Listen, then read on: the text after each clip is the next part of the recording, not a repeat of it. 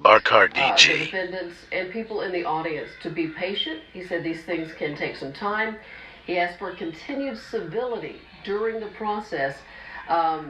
One of the things they talked about a lot is discovery, because we know there is more video that we haven't seen that the attorney, and in the peace into what the defense argument might be, at least for one of the defendants, Tadarius Bean, a former Memphis police officer. His attorney, John Keith Perry, in a live interview with our own Jeremy Pierre, indicated that his client was not at the initial traffic stop, and when he arrived at the second location, just yards away from Tyre Nichols' mother's house, he simply did his job and put him into custody, essentially.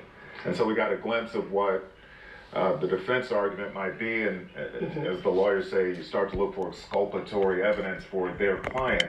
He's indicating that Tadarius Bean just did his job. And he also said a couple of things too that we'll see when we get to trial time.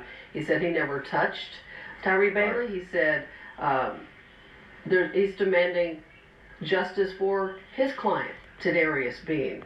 And again, as you said, kept mentioning he was there doing his job. If he has any regrets, he might have regretted that he was a Memphis police officer on the night of, I believe it was January 7th, when he was called to the scene where Tyre Nichols had been pulled over. Yeah, we didn't get any indication if they're all going to be tried in one big trial. Thought there might be some motions for separation. Maybe it's too early for that, but we'll see. But John Keith Perry clearly indicating that his client, Tadarius Bean, is different from, because we all saw that video, and I think our thoughts have been the lack of humanity by all of them. It was jaw-dropping. True. Here's what we know. They will all be back in court May 1st, which seems like a long time from now. May 1st. 2.5 months.